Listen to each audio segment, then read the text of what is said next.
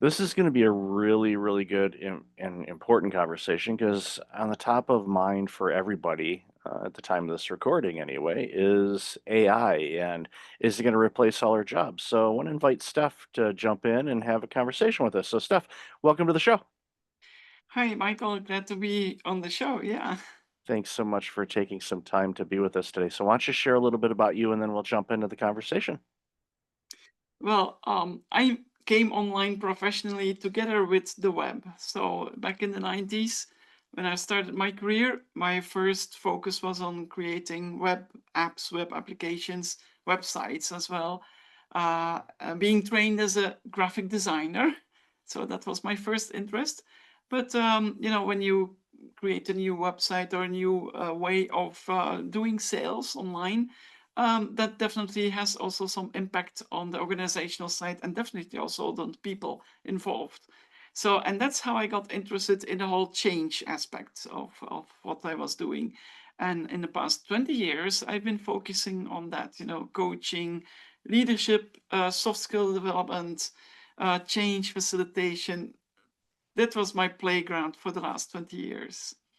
And now with AI, I see these two worlds, tech and people and organizations, merging again when we talk about AI adoption.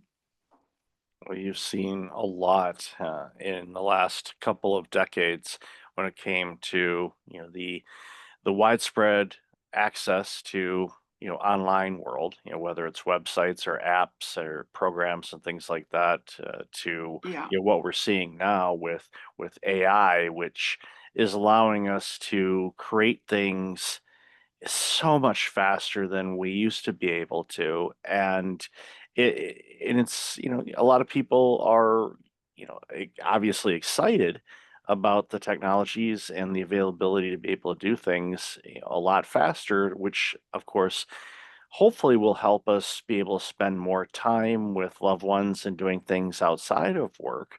But on the other side of it, there's a lot of organizations, we see it in the headlines in the news where a lot of companies are, really going, both feet in to AI initiatives and they're laying off yeah. staff. And when I see that, I think it might be a bit early for that. But unfortunately, we're seeing a lot of companies do it, and I don't think they've Yeah. really flushed out what AI is going to do for them. So I think they're kind of going ahead of where the boat is going. So I'd love to hear your thoughts on that. Well, I, I can say from from a standpoint from somebody who is working in organizations with people every day, that when you see a headline like company X has laid off so many people to be replaced by AI. This is we've had like greenwashing and blue washing. This is AI washing.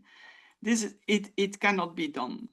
As we stand now, the technology is not there yet that we can um, you know lose people and the competency of what they do just like that by an artificial intelligence. It's not real. So when you see a headline and that there's something else going on. But of course, we can envision a future where it will be real, and where we will have AI that has a lot more agency, a lot more capability, and this goes very quickly. Maybe in the course of next year or the year after that, we can already have AI being able to do a lot of the tasks that we expect people to do nowadays today. You know, So there is something going on, and it is a valid concern. Now, will AI replace us? The answer is yes, uh, with an asterisk. Yes, if, and that is a big if, and that's what I'm talking about also in my book. Yeah, we definitely want to dive into the book in a moment. But one example, and I'm not going to name the company or where it transpired other than there was one organization that announced that they were laying off over 10,000 employees in North America, and because of AI is what the reason they said. But then, 2 days later, they announced that they hired pretty much the same amount of people in a different part of the world where, they Yeah. would, earn several, a lot of cost savings by doing it. So in that Yeah. situation, it was like that wasn't an AI replacement. That was a cost cutting measure on their part. And I think that's what a lot of companies are doing. Maybe they had quote unquote too many employees, and that's debatable because I've Well, seen and I rode through in North America, the Great Recession, 2007, 2008 to 2010, where a lot of organizations, cut a lot of people, and unfortunately, the people that were left behind to stay, they ended up doing, more jobs, and most of those companies never brought anybody back. They just overworked a lot of people. So from an yeah. AI standpoint, I think AI is going to be beneficial to help out those employees that have been doing basically the jobs of six people and maybe, get it back to a more human level. So love to hear your thoughts on that, and then let's That jump into the book. that most yeah, that's definitely true. So AI can help us.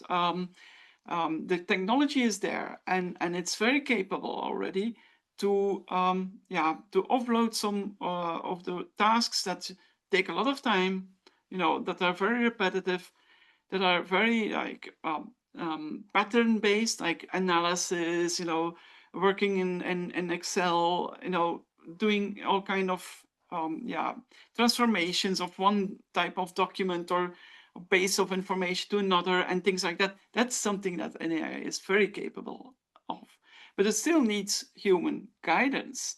But we can envision a world where already we're talking about orchestration. That's what the name that they call AI guiding other AI agents, and that will be an important thing. Now, on the other hand, this is something that um, can have two effects.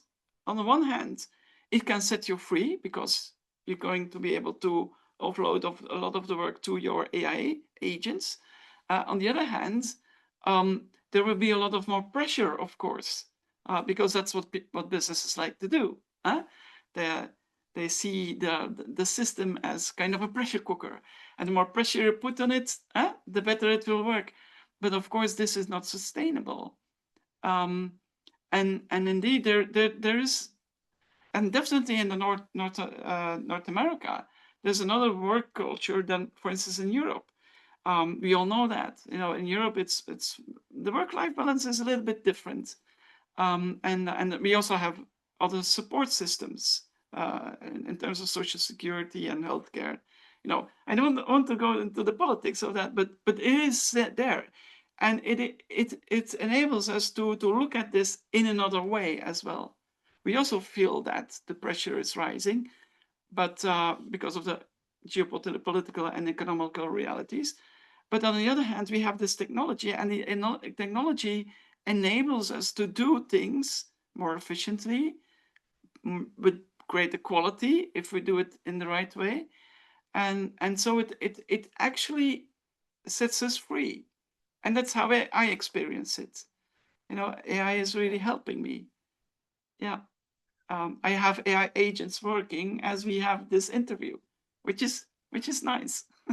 Yeah, Yeah, it allows us to, take some notes and transcribe things and all that instead of me writing down everything. Although I still write things down. I'm like, oh, that's a great thought. I want to remember that because basically yeah, what I'll do is like, okay, when I, do editing or if I'm going to write a social media post or something like that, I'm going to want to have, that included in it. So yeah, uh, we can just like anything, you can use it for good or you can use it for nefarious reasons. And yeah, I think that organizations, eh, and I've had, several conversations around this with people. It's like, well, we want to implement AI. It's like, well, before you do that, are your systems and your processes and workflows, are they clearly documented, articulated, flow well? There's no bottlenecks that are really present, or is it just kind of like you're flying by the seat of your pants? Because if you are expecting AI to fix that for you. If you garbage in, garbage out, we know that Yeah. that stands the test of time. If you're going to put garbage into an AI system, it's going to kick it right back out at you, but it'll be faster. But I think again, it what this does, and again, the opportunities are endless with this, and it can really help organizations find those efficiencies so we can really start leveraging the human aspect of things and those Yeah. conversations. And it streamlines meetings so we're not spending all day in meetings. We can have brief discussions and we have the tools say, okay, gather all this information. And it does. So that way, when we actually sit down and have a meeting, we've got a lot of information already there for us so we can decipher it and make the Yeah. best educated guess we can make. Well, and the note-taking functionality that AI does is a good example of that. This is how it's really helping us because it allows us to free up our hands, and our faces. Our gaze is connecting with each other instead of looking at our notes, and that's a huge difference. It allows us to connect more, better, on a human level, and this is a good example. Yeah. And what AI means is it means a lot of things, but most definitely we never had before in our entire history technology that was so powerful in the hands of so many. And in the classic way of thinking about business is top down. You know, it is we need an ERP system, so we're going to look at vendors and systems and all that. But now everybody has this capability right in their hands. They all have these smartphone things. They all have access to ChatGPT or Copilot or Gemini or whatever.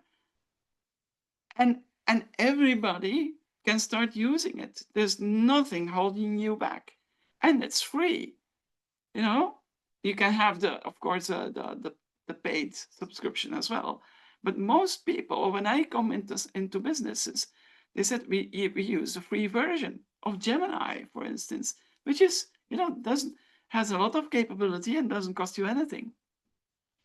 And that means that it empowers us, and it empowers employees, more than it empowers business, because businesses still have to figure out, how can we adopt AI and make it work for everybody and for teams and for processes. That is a more complex question than what it can do for on a task level. You know, Making notes, translating something, rewriting an email, making a report, do some analysis. Anybody can do that. And that means that for you as a worker, as definitely as a knowledge worker, this means that you can empower yourself and the way you work in such a way that it really sets you free and that it really helps you to focus on the things that are making the difference, that are important for your customer and for your Yeah. colleague. Yeah, I think that's a great segue into your book because, again, you leveraged all of this experience and I'd love to hear this thought too, real quick, and then I definitely let's dive into the book. But do you think because of your experience and your positioning, and because you've worked, through, the dot-com era and apps and things like that, that navigating through this AI world might be easier for you than maybe somebody that hasn't been in that. And then obviously let's jump in the book. But I'm just curious. It's like, have you found it easier to play in this playground because of your previous experience, or are you trying to unlearn things to just be fully versed in this wonderful world that we call AI? Yeah, well, it definitely helps. Yeah, because it is, on the surface level, everybody can use it. Everybody can, it's a chatbot, basically. Everybody can prompt, and yeah, this is maybe a nice tip for you don't have to do a course on how to prompt. You just have to remember one prompt, and the prompt is, help me write the prompt for topic, or a goal. and that's it, and the AI will help you. So that's the only prompt you need to remember. Just, but it's not about that. It's when you go deeper and you see how it works on the backside, and you don't have to be an artificial intelligence NLP experts in order to understand this. Is just I see a lot of potential in people who really understand the context that they operate in. That's very important. There will be a new job in every business, and it will be the context engineer, not the prompt engineer. It will be the context engineer, an extension of the knowledge manager or the process engineer. The context, in what context? Because there's so much information in any business that is not explicit. AI can only work with explicit information. So what is implicit? What is living information that we have as human beings?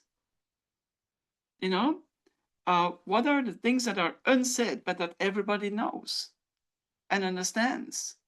And this is where we humans will always make the difference. Yeah, and I think you touched on this quite a bit in your book. So let's finally get to the book. I've been teasing the book for 15 minutes. So let's talk about the book. What's the book about? Spoiler alert, it's about AI. But what are some highlights in the book that you'd love to share with the audience? Well, I will say it's not about AI. It's about people. It's the book. The title of the book is Being Replaced, and it's a bit provocative, of course. And then we go into the 5 skills that AI can't automate. So what are those 5 skills? They are meta skills. They are not it's not about prompting. It's not about able to read and things. No, it's about 5 abilities that are innately human and that a machine simply cannot do. And the first is flexible thinking. If you work with AI, we've all become accustomed to having a chat, and in that chat there's a context, and there's a context window, like we say.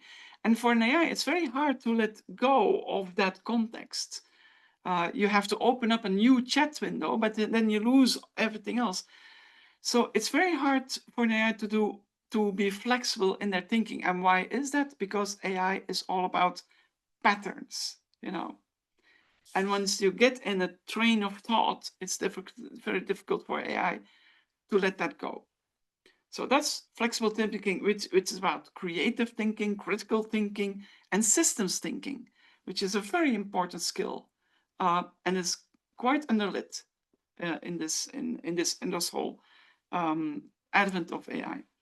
And then we go to emotional intelligence. And okay, AI can simulate emotions, but it does not have an embodied sense of emotions.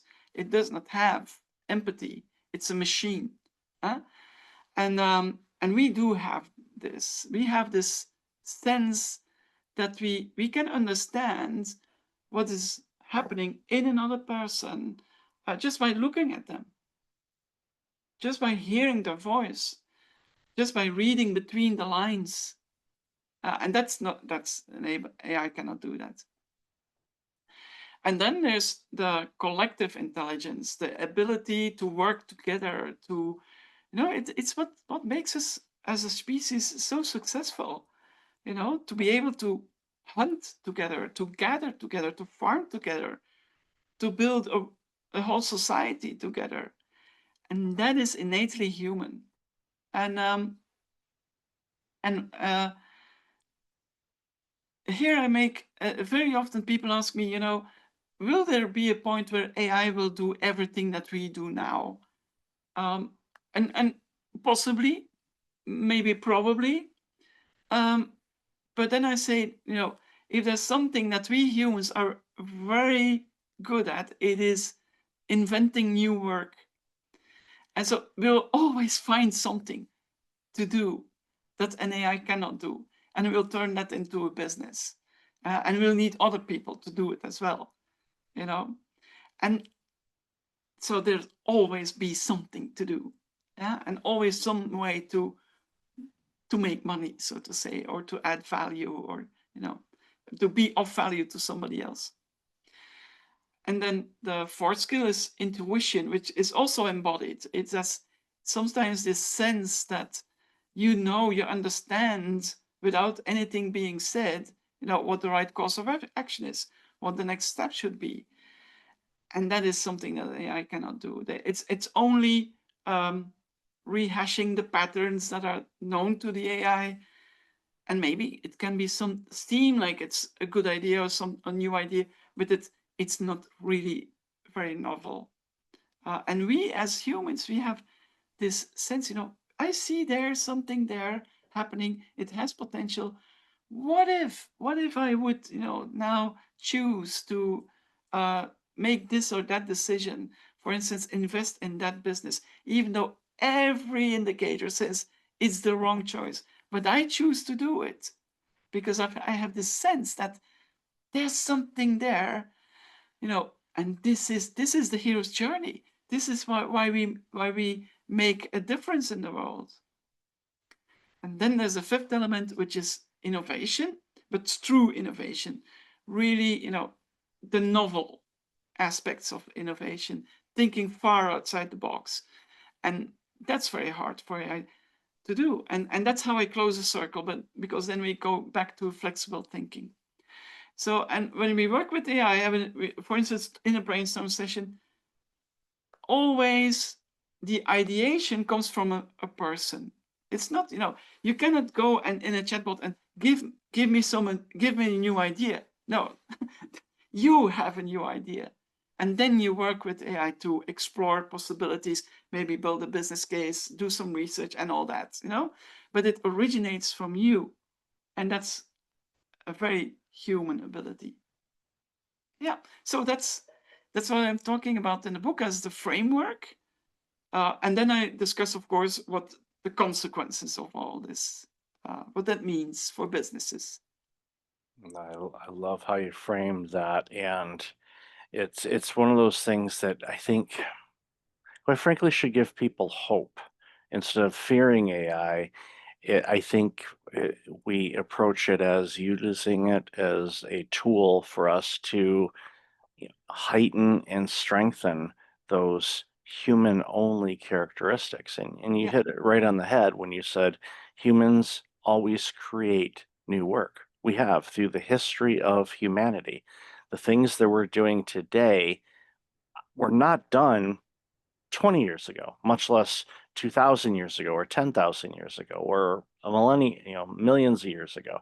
We continue to grow and evolve and yeah, come up with new things to do new things. And I think that it's a great opportunity for people too, to really dive into your book and look for those areas of how to be and leverage the humanity in all of this and come up with some ways to highlight that and bring that out more in people. And I think organizations that do that are going to basically unify the technology that we have now and the technology we'll have in a half an hour from now when something new comes out, but then also the technology that we call humans. And when we yeah. leverage those things together, the world's going to be a much better place. So, Steph, I've loved this conversation. Where can people find out more about you, your book, and everything else that you're doing? Well, just go to my website, coachsteff.live.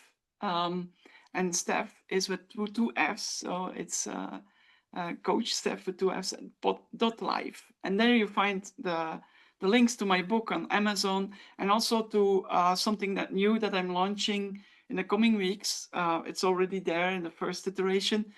I open source everything that I do. So it means that the framework, the way you can use AI in a smart way, I'm not interested in an opt-in or a sales or whatever. You just go to my GitHub and you can just have it all for free. Awesome. And I'll definitely have that in the show Yeah. notes. So, Steph, thank you so much for your time today. And thank you for being you and in the book and everything else you're doing. Really appreciate it. Thank you. Yeah. Well, it was a lovely conversation. Thank you, Michael.